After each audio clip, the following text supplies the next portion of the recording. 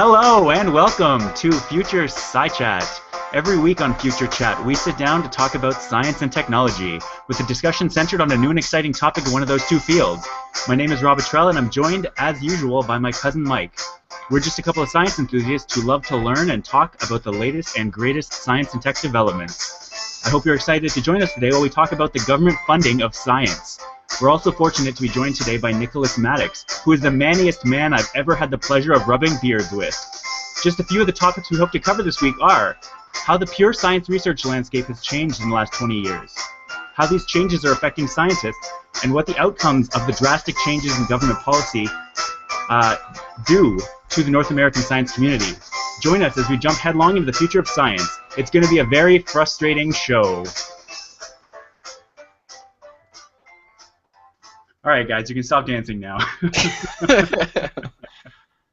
Honestly, Nick, it's great to have you here because I get to keep adding things into the notes that just make you crack up, and I'm the only one that gets to see it. It's not true. Mike got to see it too. I know. That was all for me. That was very, very intentional and just for me. I'm very glad that you reacted that way. But you are the manniest man that I know. A manny man? I'm being very honest. It's very good to be, Rob. Thank you. This week we're talking about publicly funded science research. And this is a topic that affects each of us in different ways, which we'll talk about. But basically it's a problem that doesn't get a lot of coverage necessarily by mainstream media, but there has been a lot of talk in other forms of media. There's a lot of videos on YouTube. There's a lot of reporting that has been done on how science funding, especially public science funding, has been cut a lot in the last 10 or so years. So why don't we start by talking about if we've felt the impacts personally as scientists or as engineers of the lack of or the cutting of public funds, and maybe if it hasn't affected us, how we've seen its effects come through in our sort of day-to-day working lives. Nick, why don't we start with you? Well, I mean, I've worked for the federal government a couple times in laboratory environments since 2006. So, like, oh God, when was that? I think it was 2009, 2010. I had my co-ops, and like it was towards the end of 2010. It was getting like kind of dicey. Like they were fine with me because I was a co-op student and effectively like half the price of a competent worker, or like a quarter of the price even. Yeah. So like that was fine, but after I left, like the only people left in that lab 6 months later were pretty much grad students at the Institute for Chemical Process and Environmental Technology anyway. So, and I mean, having a resume built upon working in federal laboratories and then hitting the job force has been kind of a rough transition. Right, well, so much so that it stalled and now you're back at school, which is... that I am, yeah. Which is the common thing, unfortunately, for a lot of students coming out of university and even grad studies. Yeah, yeah. What about you, Mike? Well, I guess you could say that I'm on the benefiting side of the fence when it comes to lack of public funding for science. You know, being in the oil and gas industry in Alberta, we benefit a lot from being able to exploit the resources we have using. It's still technology and there's R&D that goes into it, but you wouldn't call it good for the environment. You know, we try to do it in the most responsible way possible, but there's a lot of research being done on the effects that it has, and you know, I guess you could say the Harper government obviously wants to keep the industry going despite the outcries from public, not only in Canada but throughout the world.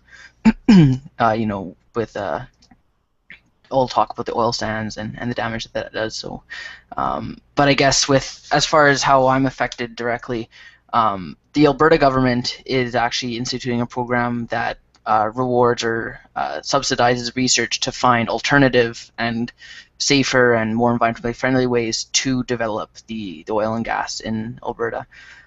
So I guess on that end, it's actually, you see some positive advancements in that. But from a climate change and just purely environmental impact standpoint, any research that's being done is probably a negative on my job status, if you could call it that. Right. So you said that was the Alberta government. Now, I've been gone for about 8 years from Alberta, so I've not been keeping up at all with the politics of it. But which political party is in power in Alberta right now? It's the Conservatives What do you right think, now. Rob? I don't know. I'm just asking. Maybe it's the one that's been in power for the last 100 years. Maybe it's that one. But there are at least signs that winds might be changing. Not necessarily in Alberta, but in Canada. Yeah, there's the Wild Rose would be the front runner to challenge that. When the right-wing governing party wasn't quite right-wing enough, another deeper fringe right-wing party popped up in Alberta. Yeah, I mean, if you go by square mile in Alberta, Wild Rose takes the cake by far. But fortunately, it's only the fringe. It's literally the fringe of I guess population that is Wild Rose. The city centers all across Alberta are still conservative, extreme political parties. Yeah. Yeah. Yeah. So I mean, going into my sort of interaction with government, I just finished a job. I guess it was almost a year and a half at NSERC, which is the Natural Science and Engineering Research Council of Canada. I got to see sort of firsthand how the science funding, because the research councils are in charge of funding basically all of Canada's research in natural science and engineering, in health science, and in social science and humanities.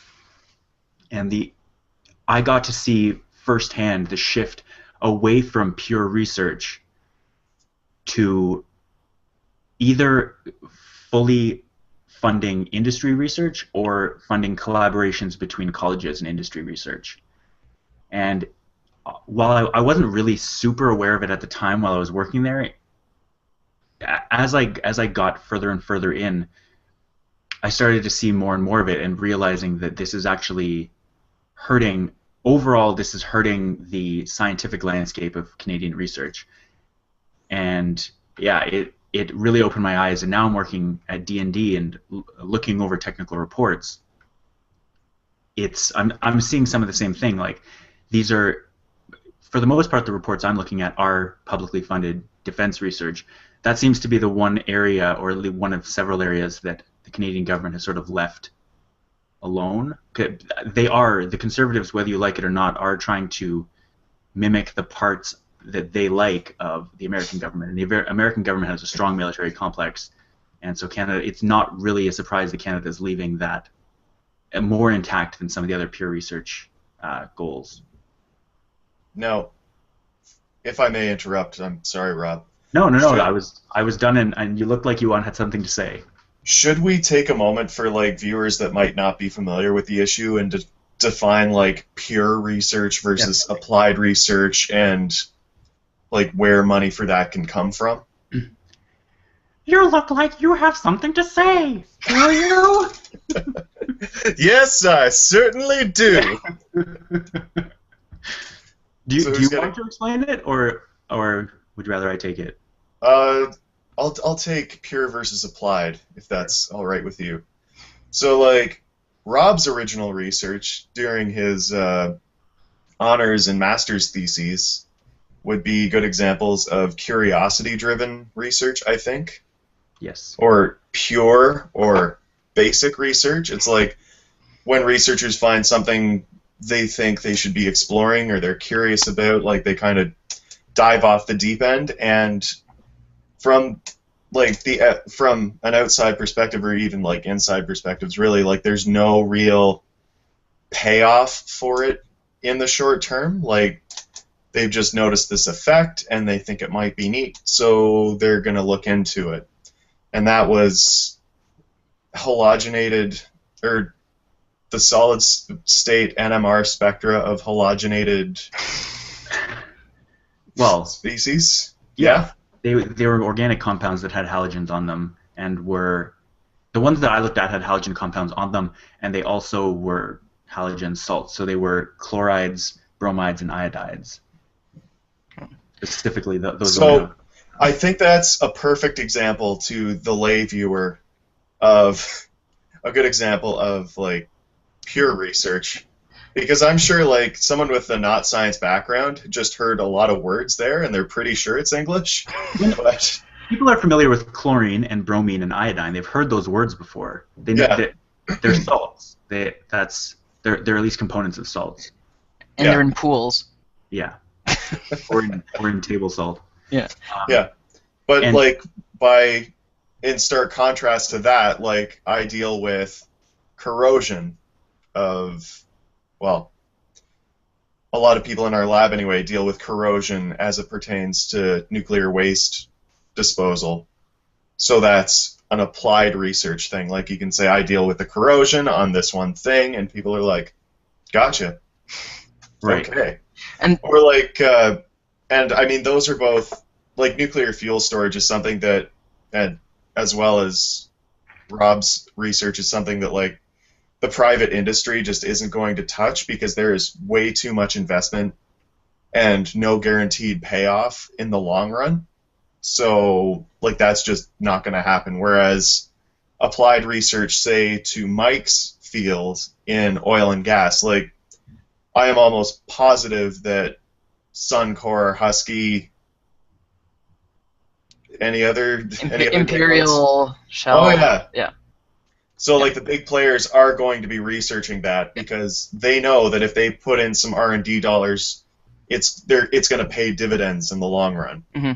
Yeah, and just as a not a disclaimer, but a caveat is that basic research or pure research doesn't necessarily mean that something practical or applicable is not going to come out of it, right? True. It also doesn't mean that anything practical will come out of it. It's like, kind of a crapshoot. Yeah, it's like, well, if we find something useful, then good. If not, then at least we're doing science and adding to the knowledge of society. So I heard a really, I'm paraphrasing an analogy I heard, is that it's somewhat similar to shooting a shotgun. If a public organization like NSERC funds 20 different projects, it's akin to 20, for instance, pieces of buckshot at a target. If one hits the target and it's an animal, that animal is going to die if one or two hit. So if one or two projects out of the 20 that they fund are successful, then it will have been a net positive, and so that's what they're going for. They're trying to fund the best research in the hopes that some of them will be successful. They know that they're not going to hit 100%, or it's very unlikely. And I think I read a thing from one of Canada's Nobel laureates. I think it's pronounced Gerhard, but Hertzberg. Yeah. He had a story about, I can't remember the specifics because I read it for a paper for Dr. Bryce's class, but it was basically like there was this physicist or something like that, and he had this weird like magnetic effect kind of sort of thing that he was investigating, and he was like, yeah, I would like to look into this. And so NSERC was like, well, off you go, better you than me, sir. And he figured out this weird, cool little effect, and then all of a sudden they were like, oh, we could actually like make really, really accurate balances with this, so like scales with this. And all of a sudden, there was only one guy in the entire world that truly understood this, and you could just build an entire industry out of that. Like all the national standards institutes from around the world, like governmental institutes that needed really, really accurate balances, wanted to buy one, and so you just all of a sudden an industry sprung out of some guy looking into a really weird phenomenon. Right. Well, I mean, there are literally innumerable examples of pure research paying off 40 or 50 years down the road with a product that is literally integral to our society today. Mm-hmm. And it's been that way throughout history. Every time that there's been some sort of pure research step forward, if it has been successful pure research and something came out of it, it's paid off down the line. You'd be hard pressed to find an example of some successful research that has happened in more than say 40 or 50 years ago that doesn't have some kind of payoff now. One of the things that I wanted to mention before we get too far away from it is that going back to the difference between pure and applied research, the pure research, the NMR side, the main facility that I did the vast majority of experiments, that more than half of my experiments, the facility where I did them at is now closed. It's the high field NMR facility for solids. Yeah, I don't know where the 900 is right now. I haven't looked into it, but that facility is one of the ones that got cut. It was on the there's a documentary on the Fifth Estate that we all watched at least part of it. Mm-hmm. And so they had a list of all the facilities that have been closed. One of the 2,000 is that one. But it was it was one of the best ones in North America. Yeah. I'm not saying that it's necessarily just it's not running anymore. They probably did move it somewhere because it's a multi-million-dollar investment.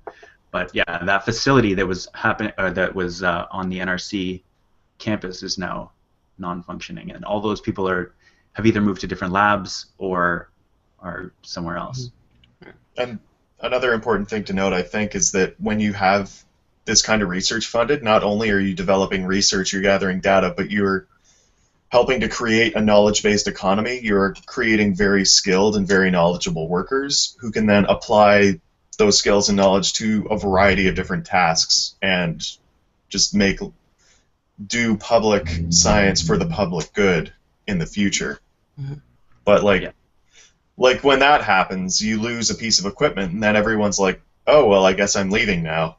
Yeah, exactly. And you end up getting people, there was talk of people going to the UK to do research, people going to the States even, people going anywhere. The research is being done. People think, I think people think of scientists as sort of these, they're in lab coats and I don't really know what the public perception of scientists is, but people don't see them for what they actually are, which is people who dedicate their life to something, that they have a passion for one particular niche area of research and they dedicate their life to it. And when their funding gets cut, they want to keep doing that thing. It's not like they can just go and become accountants or become bus drivers. They want to keep doing that, so they're going to leave and no longer help the Canadian economy. They're going to be helping wherever they are. Yeah. Why don't we talk a bit about how the government actually chooses what to fund and what to cut, and just based on what we've seen recently, like what kind of decisions are being made on that end? Yeah, that's a good example. I don't know. Did you want to talk about it, or should I? Or I don't know. Like if you had specific examples, you can kind of talk about it, because I saw that bit in the film, that little video on the Fifth Estate. Kind of how there's elements of preferential treatment for research that might benefit the economy or the ideals that each individual government wants to kind of project onto the rest of the world and onto the country.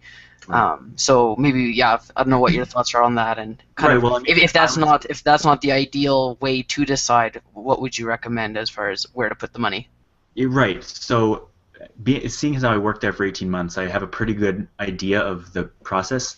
So basically, what they do is they set up a grant. They get money from the government every year that gives them the ability to fund a certain number of projects, and so they'll put out a call to have people apply for this grant, and they'll generally, I'll say they get 100 applications, and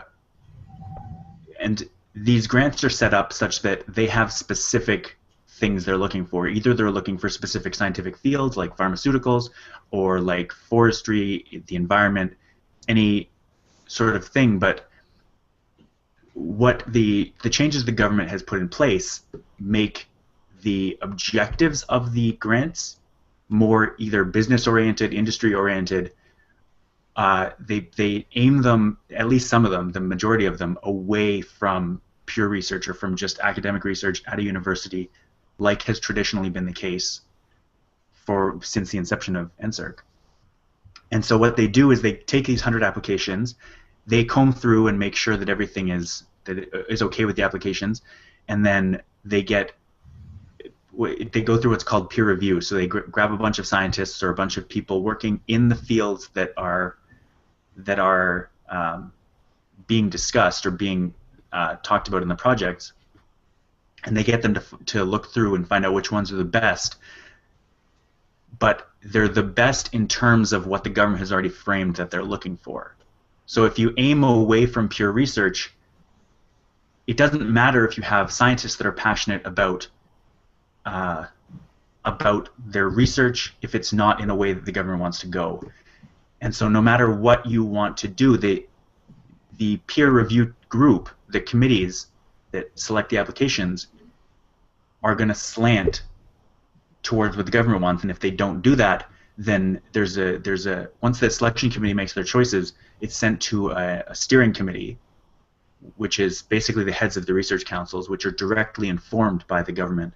And if they saw that they weren't aiming the applications towards where the government wanted, they would just deny and say, steering committee or selection committee, go back and pick the ones that. So it really does come down to the fact that every part of the peer review process is top down. So if the government mandates research in certain areas, that's what they're going to get. They're not going to fund research away from their own priorities. So in that sense, it's broken, but it's not the actual peer review process. The peer review process is actually really good if it's informed by good government policy, which is the main problem. The fact that, for instance, in that story, they were talking about the Museum of Civilization, which used to do fundamental research and would send out teams, and they've now partnered with it was the Canadian Association of Petroleum Producers, which is a government lobby that pays to either allow oil and gas research or loosen regulation on oil and gas development mostly in Alberta.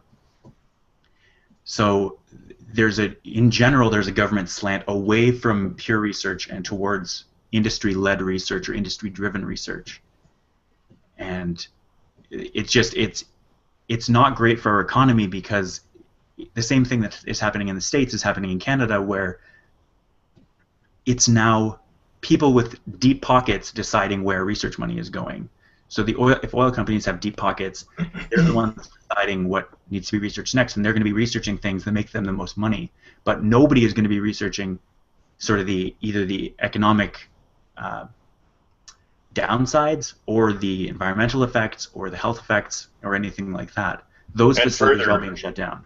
Further, you don't have those potentially very valuable pieces of research in the pipeline towards economic development. That's just, you've got a lull, and you're not going to reap as many of the benefits down the line as you could be. Right. I think. Yeah, absolutely. Did that answer, Mike, what you were looking to find out, or is? Yeah, I think it's kind of it's more a matter of where's the money coming from and where's it going, and who is responsible for, who are you answering to when you're putting that money into those different areas. You could have some sort of plebiscite where the public votes on what types of research their tax money should fund, but it sounds like a lot of the money isn't even tax money to begin with if it's privately subsidized or invested research. And at that point, it's kind of all bets are off, and it's its own kind of thing. At that point, you're just companies paying for R&D that the government is kind of carrying out under their flag. So it kind of goes back to what would be an alternative kind of setup? Say Google has their 80-20 setup for 20% of time spent can be on whatever you want. So it should be the same thing with tax money for research, where 20% on pure or basic research and 80% on applied, so that regardless of what you're trying to filter through, at least 20% set aside for those more pure type endeavors. That would be one way of doing it as far as budgeting a specific percentage of that tax money. But when there's private companies that are contributing to those funds, and I don't know what else you can do but to answer to those companies, because otherwise the money's not going to be there at all, right? So. Right. Well, Sorry, who's going on that one?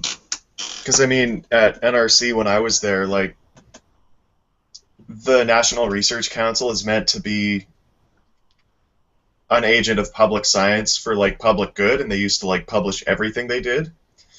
But when I left, we actually had like a meeting with one of the government heads, like the appointee who was dealing with us, and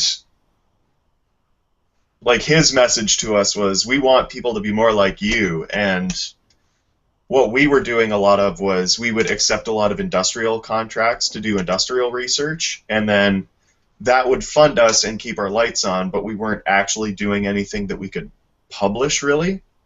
Like everything was under gag order, or you could only talk about it, or you could only report the findings back to the funding agency. So like you were getting all this good research done, but it wasn't going out into the public domain. So you were getting public tax dollars like going in and building these, institutes, and then they were just kind of like working for whatever company wanted to pay them, and they weren't even necessarily Canadian companies. It would just be like, I don't know, a lot of auto manufacturers just like internationally coming in and using the facilities, Right. which doesn't really give the economic benefit back to Canada. It's just, it keeps the doors open and the lights on. Mm-hmm. Sure. So, on the note of what could be improved about the process, you mentioned that government or people, like you mentioned a process wherein maybe people could vote for the things that they think are priorities for the government. The issue with that is that a lot of people consider that the government should have the power to, like, we elect people to government so that they can make decisions on our behalf. The problem comes up when people become so uninformed that they aren't really aware of what the government is actually doing. So a lot of people don't actually realize that this is happening, and so they can't, like, obviously most of the general population they don't have one ear to whatever's coming out of scientific journals, what Canadian research is coming out. So all that you get is government officials who might know something about science and technology, but they might not. And so where they're getting the government officials are getting their information from is increasingly becoming lobbyists, which is people with deep pockets saying, oh, well, you should do this because, like, you should fund this project because it's really good, and here's $100,000. So maybe you should do it, and I'll give you more. It's the same thing, and I've noticed this more and more as I grow older, and it kind of makes me sad. In the pharmaceutical industry, you get pharmaceutical reps are sent out to doctors' offices to talk about the drugs that they're trying to sell. Whether or not they're dangerous kind of gets underplayed, and they talk about all the positives of it, and so you get doctors with a message in their head that, yeah, like, prescribe Viagra for ED, that's great, it works really well, and they don't know any side effects. So they talk about, doctors will go back to their patients and tell them to take these drugs, and you trust your doctor. Like, if a doctor tells you something about a drug, you believe them. But what their source of information isn't medical research itself. It's from a pharmaceutical rep. No doctor has time to sit there reading medical journals unless they were really interested in that topic, and that's where specialized doctors are a little bit better. But general practitioners don't have time to learn about every possible malady or every possible drug, especially with the pace of change, the rate of change of all these things.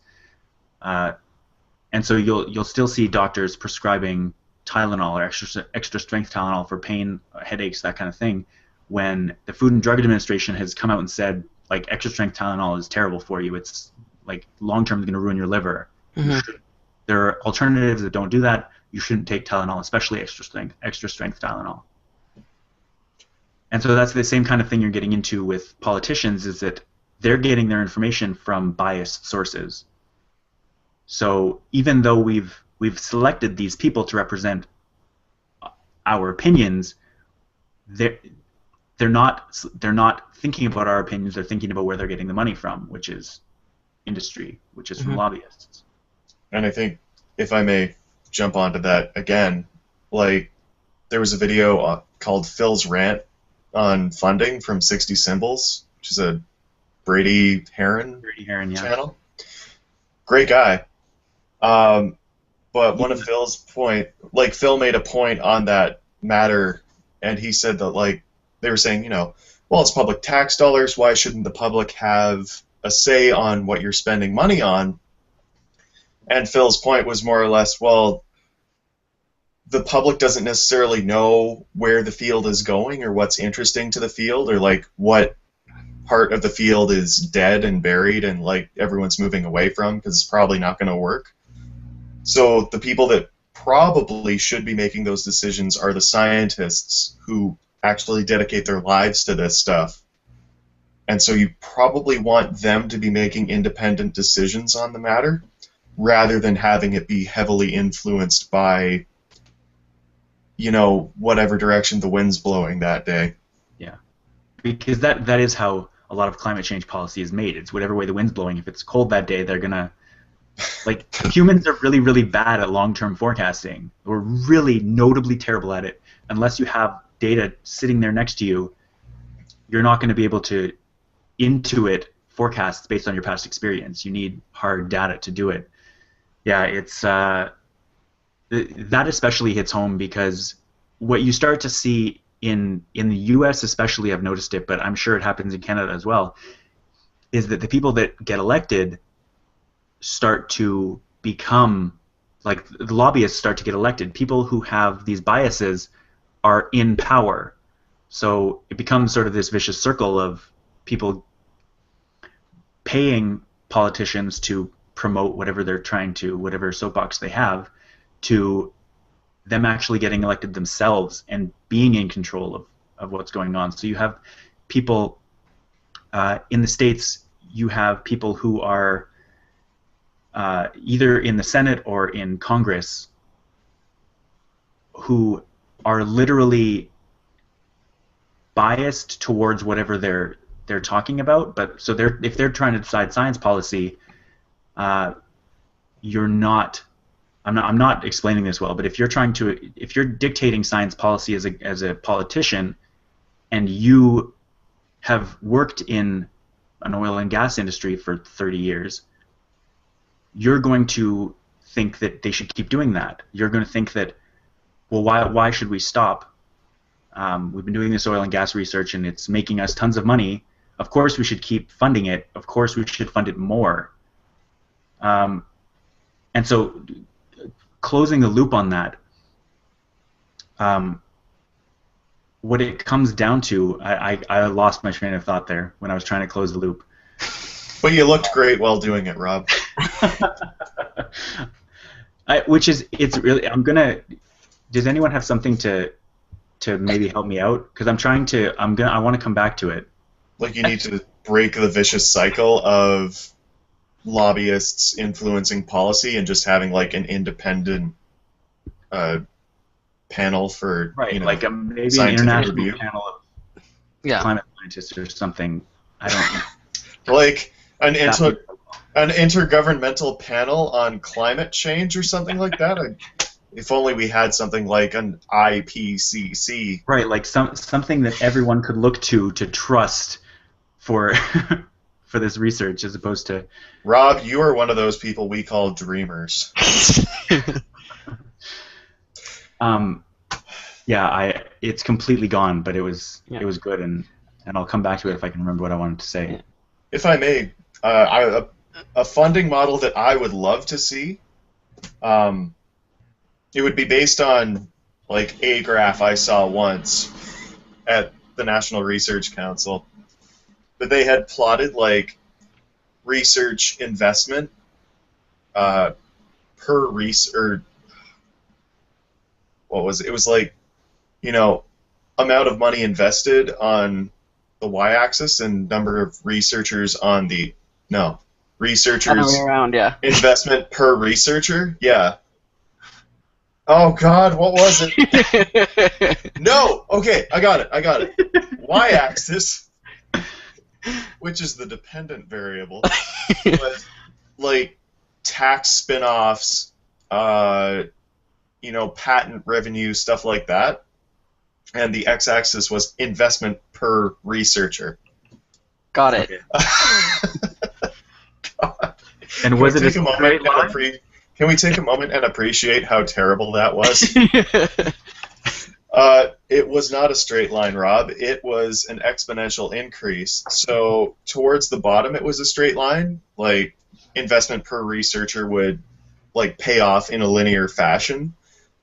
But once you had like higher and higher investments per researcher, the curve started doing this, like just shooting skyward.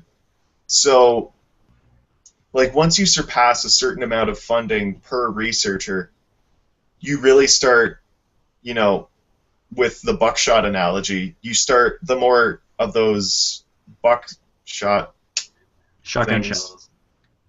No, but I think it's like the little pellets that come out of the shell. Yeah. Anyway, the more of those you throw out there, the more likely you are to hit something and make it big. So I would love to see, like, just the government saying 1 year, okay, like, this is a lump sum we're investing in federally funded R&D.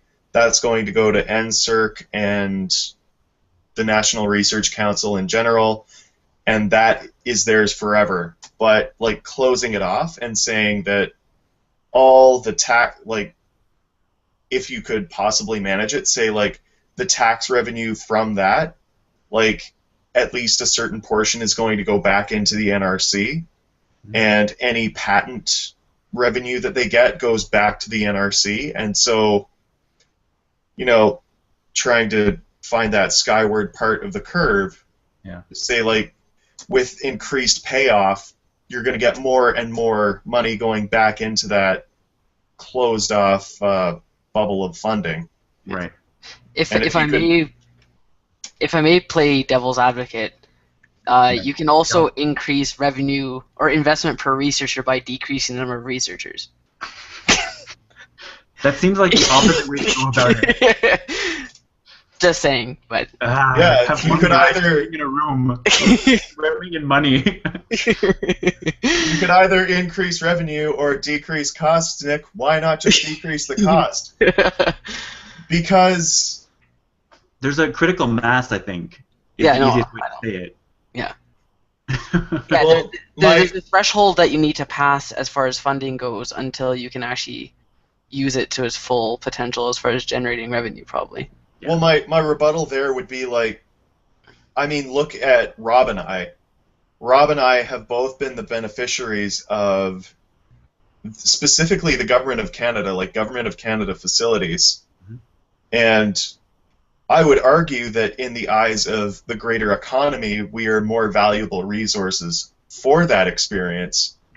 So the more people you have going through this system, the more potential upside and the more potential payoff for the knowledge-based economy that you have. Yeah. And that's why you shouldn't just, like, cut the number of researchers. I agree. Yeah. Woo!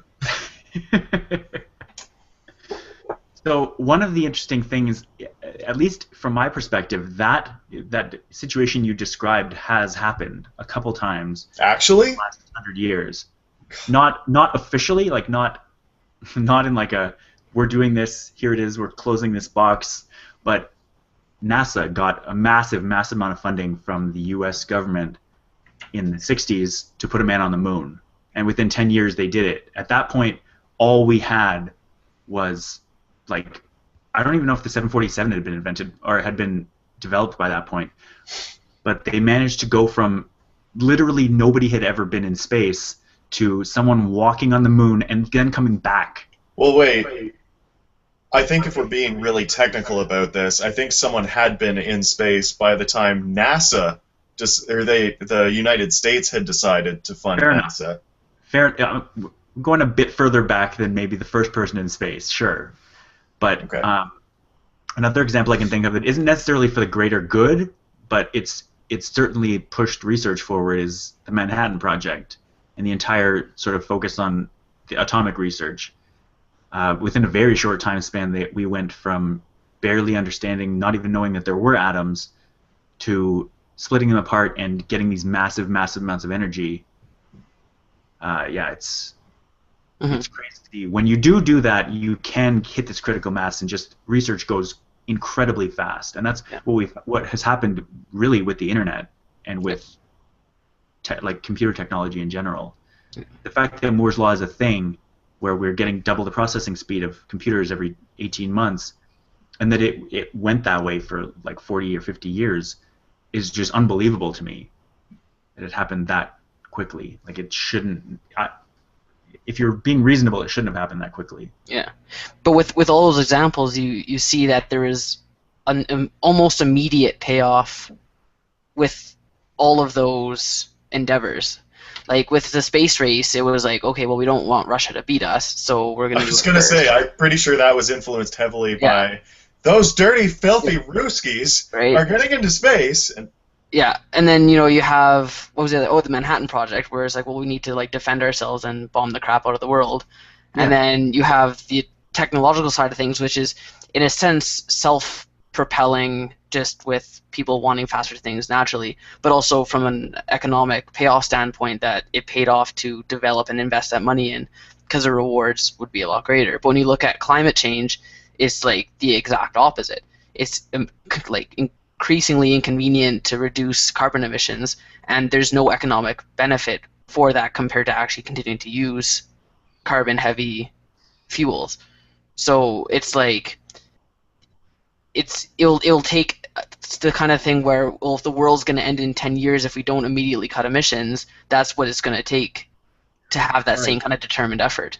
I think that depends on how you define economic, like an economic impetus. Like, depending on what you're talking about, like, there's no, like, tax revenue or, like, not, there's no, like, economic boom that you're going to see probably by moving away from oil, because you will be lessening the energy returned on the energy invested. Read my blog. But if you look at the potential economic costs of climate change, like, especially when you're talking about increased severe weather patterns, or, like, droughts, floods, storms, things like that, like, they have a drain on the economy because they just damage everything, and then you have to pay to replace it. So that's not so much. In the case of NASA, I mean, it was completely unforeseen, the benefits of the space or the moon landing attempts, but, like, all of a sudden all our electronics got smaller, they got faster, and now we have smartphones. But in the case of, like, climate change, that's where I was going with that? Yeah. Okay. Yeah. In the case of climate change, you're trying to avoid disaster rather than seek riches. Mean something. Yeah, exactly. Yeah. Well, you're trying, I mean, in terms of beating the Russians, you are trying to avoid disasters. You're trying to avoid the states. That's true. You are trying to avoid the dirty, filthy Ruskies getting ahead of us in rocket technology. You don't have to have a massive sort of paradigm-shifting change for the worse, like staring you right in the face, in order to put funding into science. It just helps. Like, basically, the world at both those points was like, oh no, what are we going to do? And scientists were like, I have an idea. And then we put money into it, and it worked. Like, talking about like not making money, and it's really honestly too bad that the world is all about making money, because climate change research, like, we stopped using chlorofluorocarbons because it was destroying the ozone. We are developing all kinds of wind and solar and hydroelectric technology because we know that oil and gas is going to run out. Like, those are economic benefits. If we can become a society that doesn't have to rely on fossil fuels, and we can get free energy from the sun, that's going to be cost effective. It's just longer term, so it's not as easy to see the early benefits. Yeah, it's like, we got time for that, like, kind of thing. They've been saying, I read today that They pin a 35-year drought in the southwestern United States coming in the next 50 years or so at about 90% right now.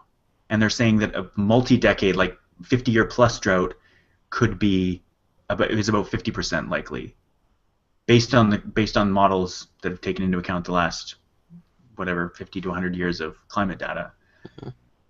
Like that's a huge thing that will affect millions, if not hundreds of millions of people, and it's going to be happening in the next 20 years or so. Like it's starting to become a focus because it has to be, because we're getting to the point that this could be worse than a world war, what we're doing to the planet. So they're putting money into it basically because we're at that level now, that these things are getting so bad that it's going to affect people in the very near future. Sorry to be such a downer, but that's... Now I'm all sad. World's gonna end. I want to talk about one of the great things about science that I don't think... When people picture scientists, they don't think about this.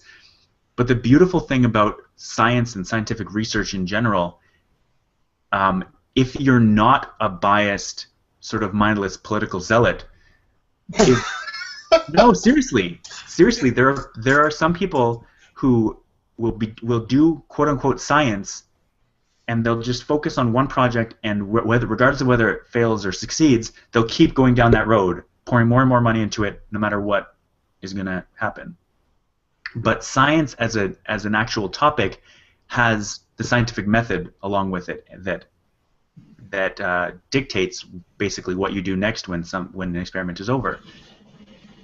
So the great thing about actual good science in research facilities is that it has error correction built into it. So if something bad happens, or if research doesn't go the way you want, it also will give you hints as to where you can go next to get research that's successful.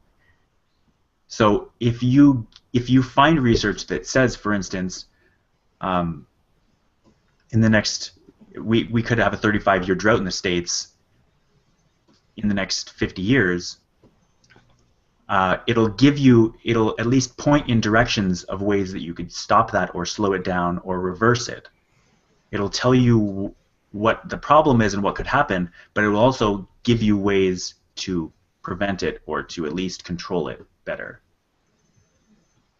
And so I think you could apply that logic to any scientific field that has lost funding and say, well, this could have, like, if I'm using the NASA example, nobody 50 years ago could have seen the, like, satellites in general, but GPS satellites specifically, nobody could have seen GPS coming, or if they did, they were science fiction writers. But now it's something that is literally integral to millions of people's lives every single day. Mm-hmm. And it came directly from funding for NASA from the government. Nobody said, hey, I wonder, like, I'm picturing these, what if we sent little things up into space that could communicate with Earth and would be able to tell people exactly where they were on Earth within a few feet, and it would be really cheap and manageable, and all we need to do is figure out exactly how this new special relativity that we've discovered works, and then we'll be golden. Like, that's not how GPS was developed. It was developed over years. People tried something, and they took a little bite out of it, and then failed, and then they went in a slightly different direction, and eventually we got GPS.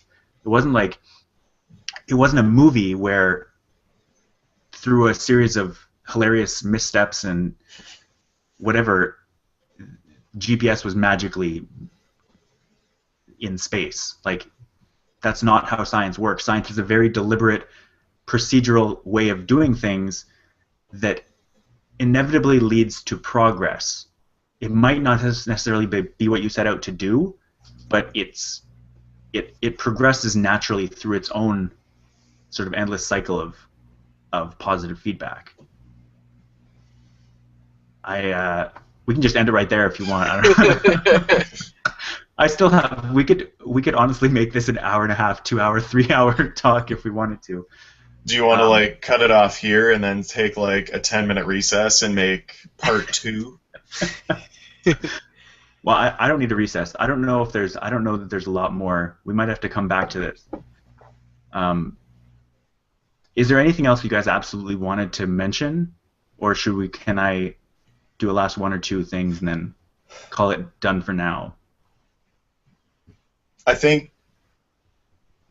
well, what you've just described there, I'd like to briefly just point out that that's like an ideal trajectory for science to follow. Like, there was massive investment from a federal source, like a governmental source, in order to fund the space program. And now we've gotten to the point where private industry has the technological capability to do a lot of those things. But, I mean, because they won't invest nearly as much for as long a time as governments will, they can invest just a little and come up with these, satellite-based imagery things, or, even, what is it, SpaceX? Yep. The company that will now take you to space? Like, 50 years ago, that was something that only a government could do with very, very deliberate R&D efforts, and now it's something that just everyone can do. Yeah. So, like, that's an excellent example of a trickle-down where,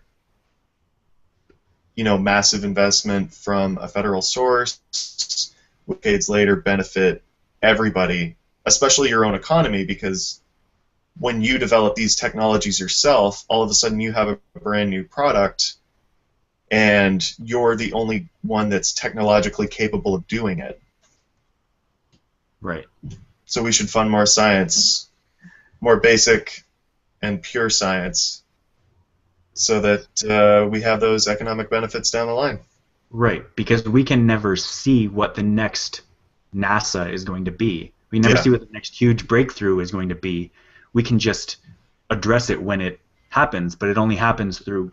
It really does. I mean, I'm saying this, I'm biased too, but it really does, for the 99% of cases, only happen when you have publicly funded science that isn't going towards some particular small incremental project from industry, because industry isn't going to make big bets like that, or at least most. They'll make small and medium bets like that, but they're not going to make a huge bet on something. Yeah, like that's not going to pay off. Like, they are beholden to shareholders. They're strictly speaking not allowed to do that. Yeah. And as a fun note, on like 20% time in Google, I don't know if, well, Mike probably won't know this story, but do you remember our prof, Jay Holmes? Yes. Jay Holmes. I hope Mike doesn't remember this story. That'd be really weird. Yeah, no, but our prof, John Holmes, which was a big surprise when I first Googled that name. Yeah, he had his Friday afternoon thinks experiments. I just remembered that, like, with Google's 20% time, it's like, yeah, Friday afternoon, that's between 10 and 20% of a work week. He would just, like, listen to students, and they would be like, hey, I want to try this weird thing, and he'd be like, it sounds like a good opportunity for a Friday afternoon experiment. And, a lot of them wouldn't work because they were just way off. They're moonshots, like, yeah. Yeah, but a couple of them would work out, and you could usually get a paper out of that, or a publication or something. Yeah. And then 5 years later, it will be tragically shut down by Google, and now we have to all use Feedly or Dig or... Yeah, can we talk about Reader? There's been nothing that has stepped in and helped that. Nothing, at least filled that void for me. Yeah. Mike uses Feedly. I use like Twitter and Google Plus, but it's not the same. It's not awful. The same. Dig isn't the same. It's awful. No. So I want to wrap up by just going through a few different. This is specifically for the States, but just a few of the things that we have today because of publicly funded research at its most basic level. So, Department of Energy in the States was founded in 1943. So this is right around the end of the Second World War. Again, one of the main incentives is war and conflict, unfortunately.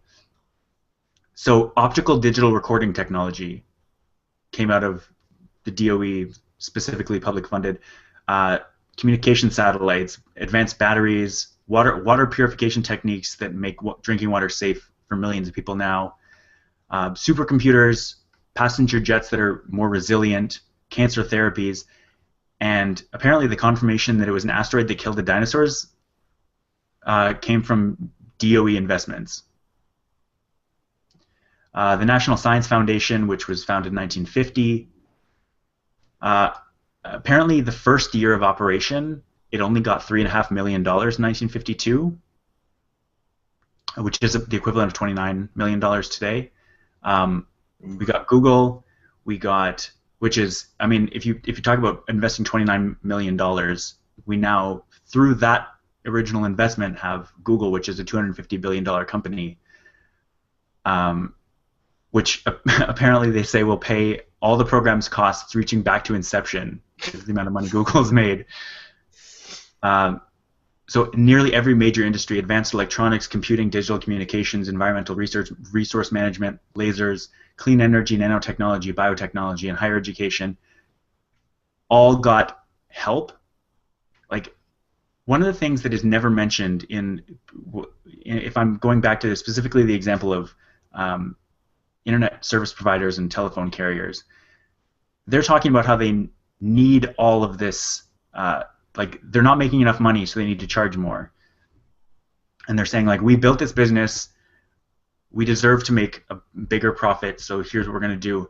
But they never ever mention, and they will specifically downplay the fact that a lot of their investment into building cell towers comes from public subsidies or public funds themselves. Like, when these companies are first starting out, they get grants from, like, they get public grants, government grants, to build out towers, to get this cellular communication technology to everyone.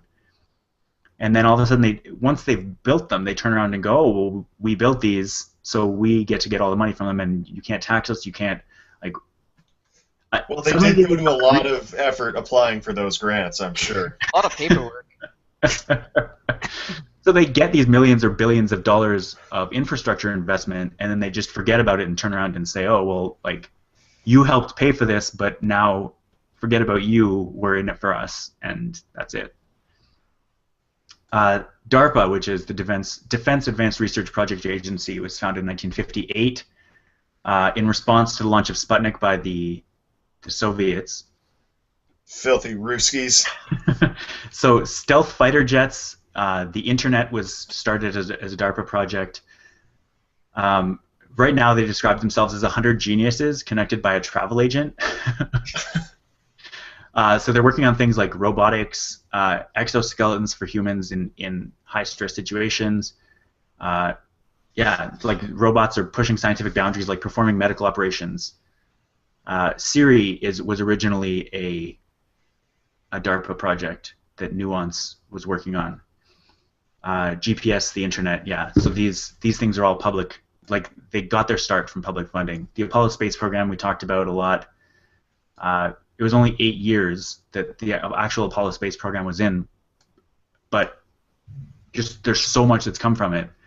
And the last one that I'm going to mention is the Human Genome Project, which apparently it started in 1988, which seems early, but I guess I wasn't really paying attention when I was 0. So basically, it's like, since the Human Genome Project started, there's just this massive biotechnology industry in the States and, well, in the entire world, preventing disease, treating disease, and figuring out causes of disease. And it all came from this $3.6 billion investment, which is, they say it's 0.005% of the GDP over 15 years. And we have basically the entire biotech industry because of that relatively small investment. If we just keep doing that, like, we will see a stagnation in advancements if we don't, like, rather than coming through leaps and bounds like we have been. If we cut federal funding for science, it's just going to trickle. We're not going to see any big, huge leaps. And Man, can you imagine if like the National Science Foundation had kept all the tax revenue from Google? Like how incredible it would be now. they should ask about that. No, and it's actually one of the last things that I was reading about is how Eric Schmidt, who's the CEO or former CEO of Google, I forget now. People like he and Bill Gates are putting so much of the money they've made from technology back into philanthropy and back into funding things like medical research and environmental research. Like they are the tech pioneers are the ones that are finally sort of seeing how the public funds help them and are investing it back into science. And so that's kind of the best case scenario is you're not having industry. They are from industry, but they're not. They're helping in ways that don't directly help them back. Like if Eric Schmidt puts money into solar power project, he's not going to see money back on that. He's not working for a solar power company. He's working for Google. If he does see benefits, it's just going to be sort of satellite benefits. He's not directly benefiting from putting this money that he's investing. Which is, yeah. I mean, once you get to the point where you're that rich, why not? Like that's what I would do. That's what I want to do right now. I just don't. Once you're getting to like billionaire status, it's like I don't know. Maybe I'll start an advanced technology network. Yeah. Why not? Just like I would be so thrilled. Just like have a multi-million-dollar facility, like doing advanced research and development, just wandering around and be like, "That's really cool." Yep. What are you guys doing? Oh, we're like gonna bounce signals off the moon and get free power somehow. Neat. Yep. Yeah, exactly. I mean, that's yeah. So I guess that's it for now. We probably will have to come back to this in maybe not the exact same way, but in a similar way, which I'm looking forward to. Is there anything else you guys wanted to mention before we go? We should do an episode on lobbying in science. Yeah, we'll put I have a billion links. We'll put them all in the description on the podcast, so you guys can go check it out. But just keep having these future meta science chats. Yeah, well, it is. It absolutely is relevant to science. There's no way you could say that it's not. So yeah, we'll keep doing it. We'll invest our time into at least talking about it. Even though we can't necessarily affect change directly, we'll at least try in whatever way we can. It's true. So on that note, we'll wrap it up. We'll just mention be sure to follow us, subscribe on YouTube if you enjoy this, subscribe to the podcast if you don't like YouTube or you want to listen to something on the go. We actually have quite a few. Like the science one tends to be more popular than the tech one, but we have quite a few people subscribing. I think we're at 50 for the science one. Oh, nice. Wow. Hello, subscribers. Yeah. So I guess we'll wrap it up for this week.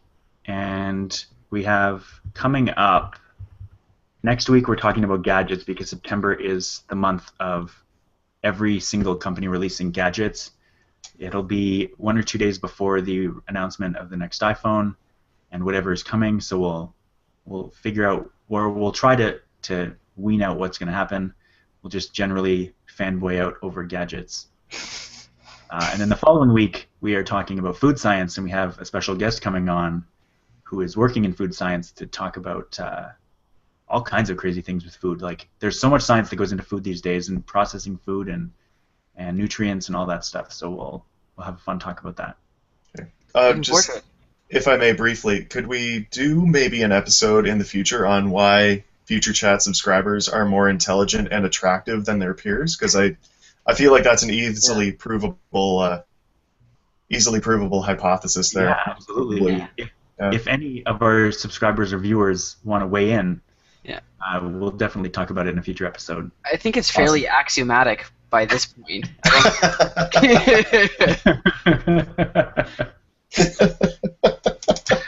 All right. That's true. All right, you guys know the drill. Mute it up and we'll fade out. Oh man. You're muzzling me like Harper muzzles our scientists, Rob. I'm not muzzling anybody. Suppression. All right. Yeah. So here we go. I'm gonna try this. I've never done the outro. Thanks for tuning in, and I really hope you enjoyed the show. We'll see you all next week on Future Tech Chat. Bye, guys.